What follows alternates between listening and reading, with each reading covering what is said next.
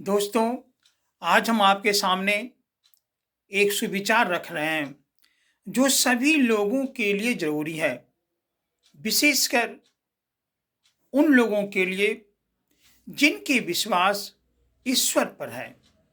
मैं आपको बताता हूँ कि कभी भी दिखावा मत कीजिए। दिखावा करने से ईश्वर प्रसन्न नहीं होते।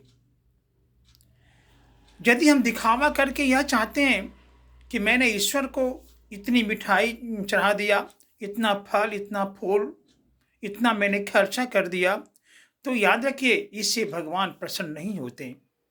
क्योंकि ईश्वर का कहना है कि न रीझूं फूल से, न रीझूं फल से, बहा दो प्रेम की नदियां, मिल जाऊं उसी में। मीरा कहाँ गई थी पूजा करने के लिए? क्या मीरा ने सेव, मेवा, मिष्टान कृष्ण को अर्पित की थी? नहीं की थी। सिर्फ और सिर्फ प्रेम का न्यौछावर की। पहली बात। दूसरी बात है, यदि हम पूजा भी करते हैं तो हम यह सोचते हैं कि पूजा में उन सामान का प्रयोग करें जो बाजार में सबसे सस्ता हो। हम फल की दुकान पर जाते हैं तो उन फल को हम चयन करते हैं जो फल सस्ता हो। कोई कपड़ा खरीदते हैं तब भी उसका चयन करते हैं जो सबसे सस्ता हो। याद रखिए, सोचिए, ये शरीर ईश्वर का दिया हुआ है। ईश्वर कुछ लेते नहीं हैं। आप जो फल फूल चढ़ाते हैं, ईश्वर उसका पान नहीं करते। यदि ईश्वर उसका पान करते तो इंसान इतना स्वार्थी है कि ईश्वर पर कुछ भी समर्पित नहीं करता।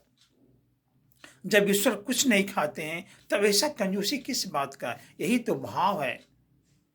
यही इसी भाव को ईश्वर देखते हैं कि मेरा जो भक्त है वो किस भाव से हमारी पूजा अर्चना कर रहा है। तीसरी बात है तीसरी बात है कि भक्ति प्रेम की होती है, शुद्ध भावना से होती है। शुद्ध भावना नहीं रहती तो भगवान को जिसने पुकारा है सबका उद्धार किए हैं। इसलिए मैं सबसे यही निवेदन करूंगा कि अपने मन को शुद्ध रखिए और शुद्ध भावना से भगवान का नाम लीजिए। क्योंकि किसान जब खेत में बीज को रोपता है तो बीज सीधा गिरे, तिरछा गिरे, किसी भी तरीके से जब वह भूमि पर गिर जाता है, वह मिट्टी में जब मिल जाता है तो उसमें पौधा जन्म ही लेता है। ठीक उसी तरीके से यदि हम भगवान का नाम, भगवान की पूजा श्रद्धा से करेंगे तो जरूर ईश्वर प्रसन्न होंगे। धन्यवाद।